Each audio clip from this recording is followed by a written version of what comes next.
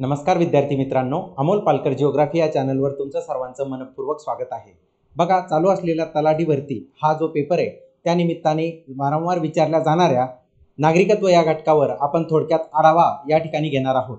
तरी चला आपण कोणताही वेळ न घालवता या विषयाच्या संदर्भात डिटेल माहिती या ठिकाणी घेणार आहोत। चला तर बघूया। नागरिकत्व संविधानाने जेव्हा एखाद्या व्यक्तीला एखाद्या देशाचं नागरिकत्व कोणत्या प्रकारे मिळवल्या जाऊ शकतं या निमित्ताने काही गोष्टी किंवा घटनेत नमूद करून दिलेल्या ज्या कलमा आहे त्यांचा थोडक्यात आढावा आणि परीक्षेला त्याविषयी कसे प्रश्न विचारले जातात हे आपण या ठिकाणी बघणार आहे।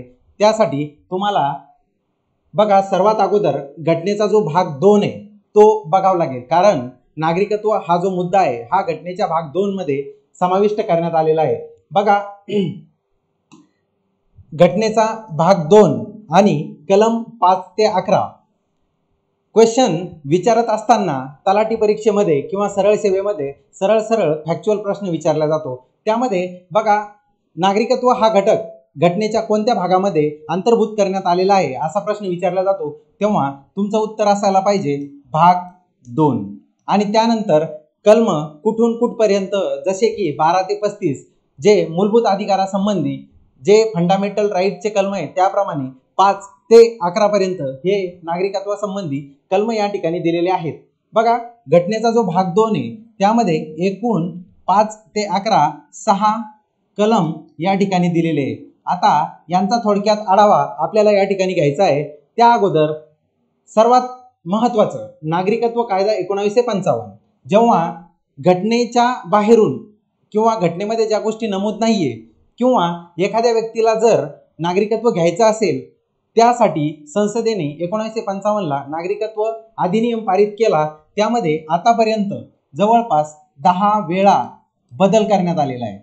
बघा, जे प्रश्न तुम्हाला विचारले जातील त्या दृष्टिकोनातूनच फक्त आपण या ठिकाणी हे सगळे PDF किंवा हे सगळे क्वेश्चन काढलेले आहे। आतापर्यंत वारंवार 1 किंवा 2 प्रश्न हे तलाठी भरतीला नागरिकत्वावर विचारण्यात आलेले आहे। त्यामुळे तुम्ही अमोल पालकर जिओग्राफी या चॅनलला नक्की सबस्क्राइब करा आणि व्हिडिओ आवडला तर मित्रांना नक्की शेअर करा। बघा, नागरिकत्वाचा संपादनाचे जे मार्ग आहे 1955 च्या कायद्यामध्ये दिलेले ते एकूण 5 आहे। ठीक आहे, 5 म्हणजे त्या 5 गोष्टी विचारल्या जाऊ शकतात की खालील कोणत्या प्रकारे नागरिकत्व मिळवता येतं किंवा खालीलपैकी कोणती गोष्ट नागरिकत्व मिळवण्यासाठी 1955 च्या कायद्यामध्ये अंतर्भूत केलेली नाहीये। तर त्यामध्ये सर्वात अगोदर येतं जन्म म्हणजे बाय बर्थ, त्यानंतर आहे बघा वंश, यामध्ये बाय डिसेंट, नोंदणी, स्वीकृती आणि समिलीकरण। आता ह्या 5 गोष्टी नेहमी विचारल्या जातात। कोणताही पेपर असो, कोणतीही एक्झाम असो, राज्यसेवा असो, कंबाईन ग्रुप बी किंवा सी यामध्ये हे क्वेश्चन विचारल्या जातात। त्यामुळं ह्या 5 गोष्टी कायम लक्षात असू द्या। सध्या सरळ सेवेच्या ज्या एक्झाम चालू आहे त्यासाठी या खूप महत्त्वाच्या आहे। त्यानंतर बघा, पुढचा येतो नागरिकत्वाचा लोप किंवा समाप्ती। एखाद्या देशाचं नागरिकत्व आपण मिळवलं किंवा आपल्या भारत देशामध्ये जेव्हा आपण नागरिकत्व मिळवतो किंवा एखाद्या वेळेस असंही होतं किंवा नागरिकत्व काढून घेतलं जातं किंवा ते नष्ट होतं, लोप होतं किंवा समाप्त होतं, तर त्याचे आपल्या 1955 च्या कायद्यामध्ये 3 प्रकार दिलेले आहे। त्यामध्ये नागरिकत्वाचा त्याग करणे, त्यानंतर 2 नंबरले नागरिकत्व संपुष्टात येणे, त्यानंतर नागरिकत्व काढून घेणे, अशा एकूण 3 गोष्टी आहे। लक्षात घ्या, नागरिकत्वाचा त्याग करणे असेल, नागरिकत्व संपुष्टात येणे असेल किंवा नागरिकत्व काढून घेणे, या 3 गोष्टी जरी सारख्या वाटत असल्या तरी त्याग करणे हे स्वतःहून त्याग करायचा असतो।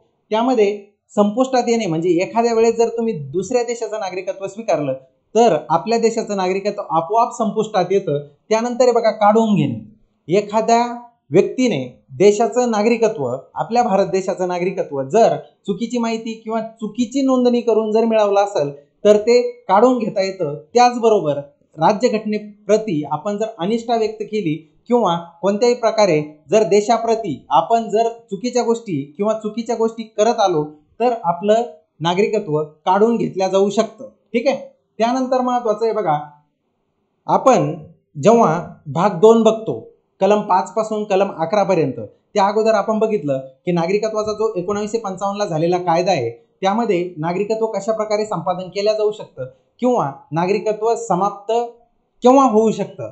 ज्या संपादनाच्या 5 गोष्टी आहे आणि समाप्त होतात ज्या 3 गोष्टी आहे त्या व्यतिरिक्त आपल्या राज्यघटनेमध्ये कलम 5 पासून 11 पर्यंत आपण थोडक्यात आढावा या ठिकाणी घेणार आहोत. कलम 5 घटनेच्या प्रारंभीचे नागरिकत्व. आता हा शब्द खूप इम्पॉर्टंट आहे. घटनेच्या प्रारंभीचं नागरिकत्व म्हणजे जेव्हा घटना लागू झाली तेव्हाचं जे नागरिकत्व आहे ते आपल्याला या ठिकाणी बघायचं आहे. अधिवासाच्या आधारावर, अधिवास म्हणजे हॅबिटेट म्हणजे त्या ठिकाणी तुम्ही जे राहता त्याच्या आधारावर घटनेच्या प्रारंभी म्हणजे जेव्हा घटना सुरू झाली भारताच्या राज्यक्षेत्रात अधिवास असलेली प्रत्येक व्यक्ती भारताची नागरिक असेल. घटनेच्या प्रारंभी भारताच्या राज्यक्षेत्रात जी व्यक्ती राहते ती भारताची नागरिक असेल जर, या ठिकाणी एक शब्द आहे बघा, जर खालील 3 कंडिशन तिने पूर्ण केलेल्या असेल तर ती भारताच्या राज्यक्षेत्रात जन्मली होती, तिचा जन्म भारताच्या राज्यक्षेत्रात झालेला आहे, तिच्या मातापित्यापैकी कोणीही एक भारताच्या राज्यक्षेत्रात जन्मलं म्हणजे स्वतः, त्यानंतर माता किंवा पिता यापैकी 3 नंबरला येतं ती अशा प्रारंभाच्या लगतपूर्व किमान 5 वर्ष इतका काळ भारताच्या राज्यक्षेत्रात सामान्यतः निवासी आहे. की या ठिकाणी दिलंय बघा 5 वर्ष.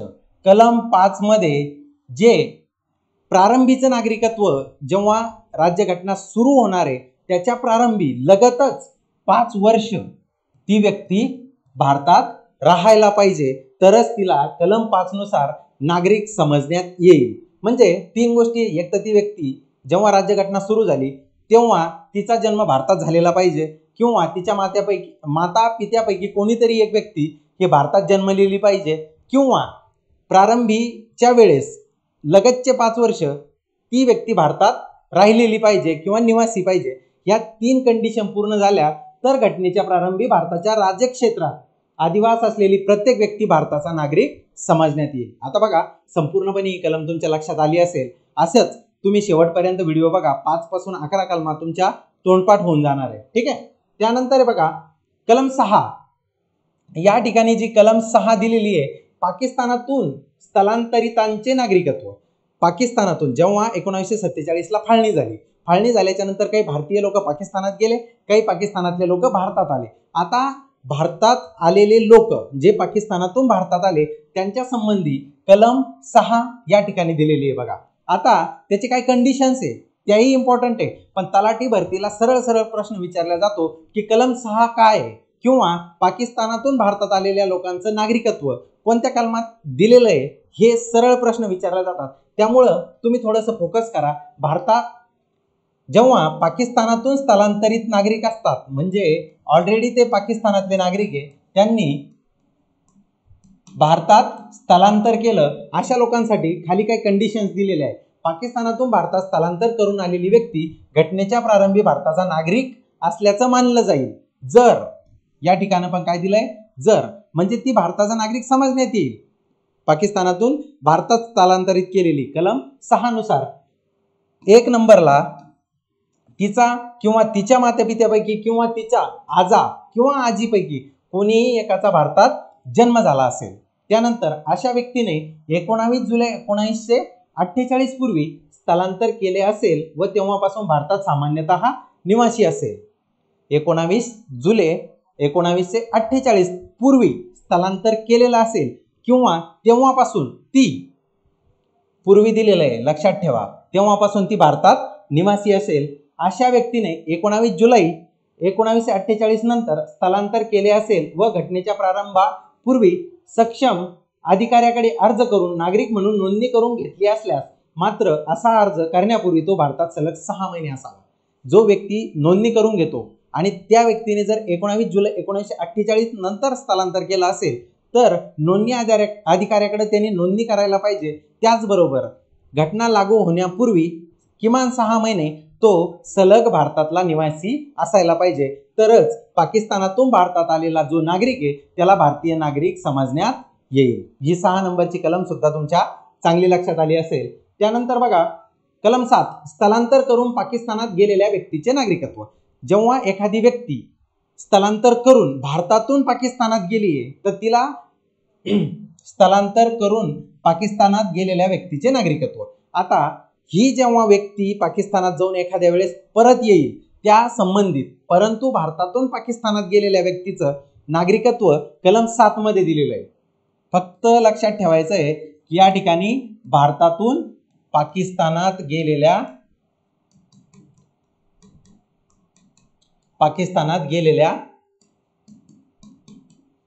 व्यक्तीचं नागरिकत्व या ठिकाणी दिलेलं आहे. कलम 6 मध्ये पाकिस्तानातून भारतात आलेल्या व्यक्तीचं नागरिकत्व आणि कलम 7 मध्ये भारतातून पाकिस्तानात गेलेल्या. आता बघा 1 मार्च 1947 नंतर 1 मार्च 1947 नंतर पाकिस्तानात स्थलांतर करून गेलेल्या व्यक्ती भारताचा नागरिक असणार नाही.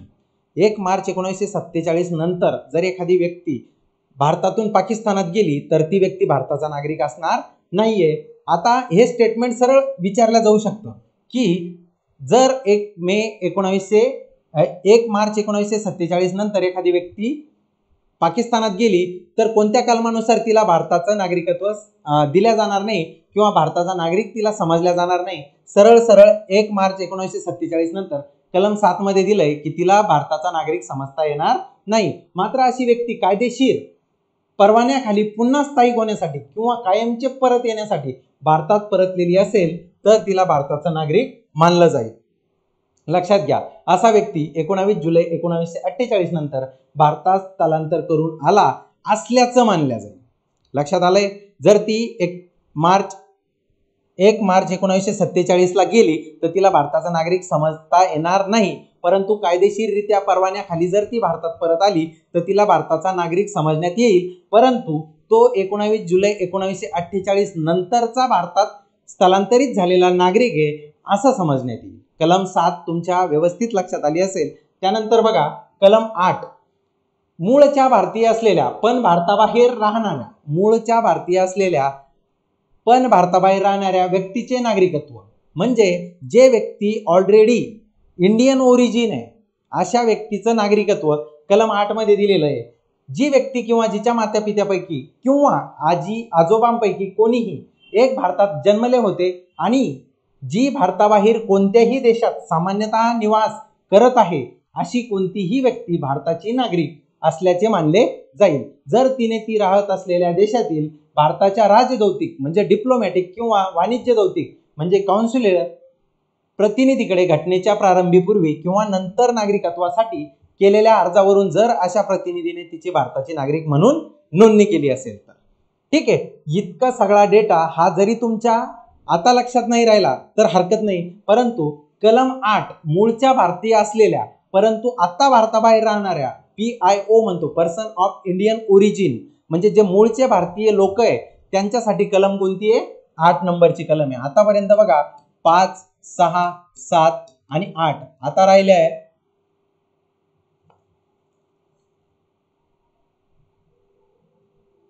ज्या इतर कलम आहे जवळपास 9, 10, 11 3 त्या एवढ्या महत्त्वाच्या कलमा नाही आहे, परंतु ह्या ज्या 6, 7, 8 आणि 5, 6, 7 आणि 8 ह्या ज्या 4 कलमा आहे याच्यावर जास्तीत जास्त प्रश्न विचारले जातात.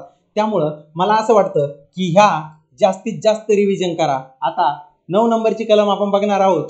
त्यामध्ये कोणत्याही व्यक्तीने कोणत्याही परकीय देशाचे नागरिकत्व स्वेच्छेने संपादले असेल तर ती व्यक्ती भारताची नागरिक असणार नाही. कलम 9 मध्ये काय दिलंय की एखाद्या व्यक्तीने जर एखाद्या दुसऱ्या देशाचं नागरिकत्व स्वतः स्वेच्छेने जर संपादलं किंवा मिळवलं तर ती व्यक्ती भारताचा नागरिक असणार नाही.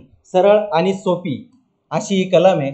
फक्त लक्षात असू द्या की जी 8 नंबरची कलम आहे ती PIO म्हणजे जे इंडियन ओरिजिन लोक आहे जे दुसऱ्या देशात राहतात त्यांच्यासाठी आहे आणि ही जी कलम आहे कोणतीही व्यक्ती जर स्वेच्छेने दुसऱ्या देशाचं नागरिकत्व स्वीकारत असेल तर मला हेच सांगायचं या ठिकाणी फरक एवढाच आहे की त्या व्यक्तीला भारताचं नागरिक समजता येणार नाही.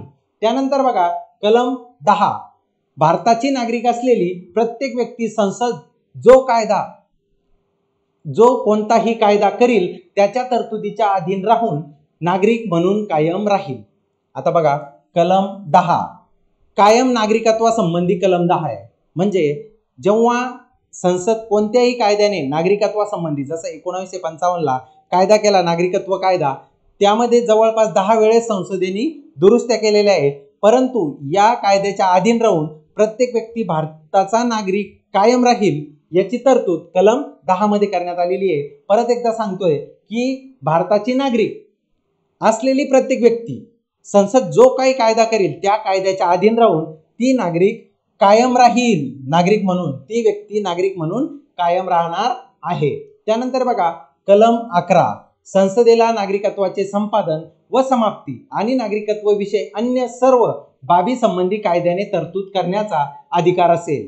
कलम 11 मध्ये ही कलम नागरिकत्वासंबंधी नसून जसं मी तुम्हाला सांगितलं की 6 कलमा या नागरिकत्वासंबंधी आहे। प्रत्यक्ष नागरिकत्व कोणी मिळवायचं, कसं मिळवायचं आणि कोणत्या व्यक्तीसाठी, जे बाहेर गेलेले लोक असतील किंवा बाहेरून आलेले लोक असतील त्यांच्या संबंधी आहे।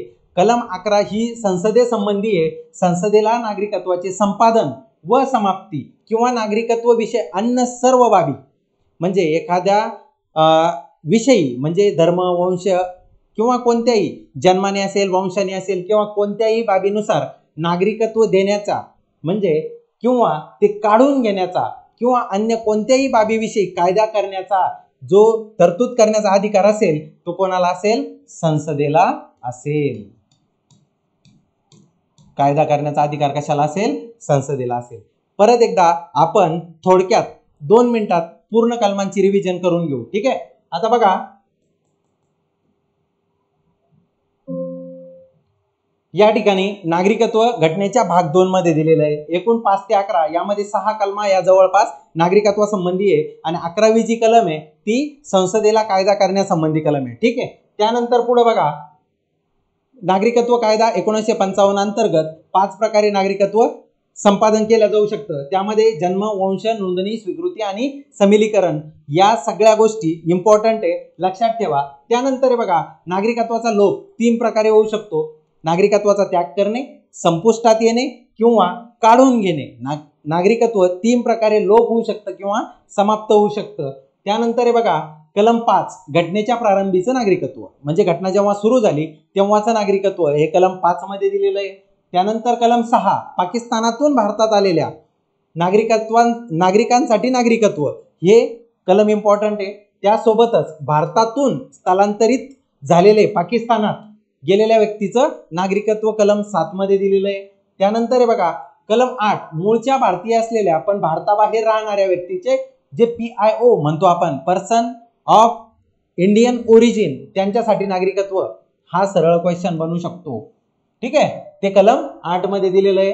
त्यानंतर बघा कलम 9 कोणत्याही व्यक्तीने कोणत्याही परकीय देशाचं जर स्वतःहून स्वेच्छेने जर नागरिकत्व घेतलं असेल तर तो भारताचा नागरिक राहणार नाही, कलम 9 मध्ये दिलेलं आहे। आणि कलम 10 कायमचं नागरिकत्व म्हणजे भारताचा नागरिक असलेली प्रत्येक व्यक्ती संसदेने कोणत्याही कायदा केला त्या कायद्याच्या अधीन राहून कायम नागरिक असेल यासंबंधी कलम 10 आणि सगळ्यात शेवटचं आणि महत्त्वाचं कलम 11 संसदेला नागरिकत्वाचे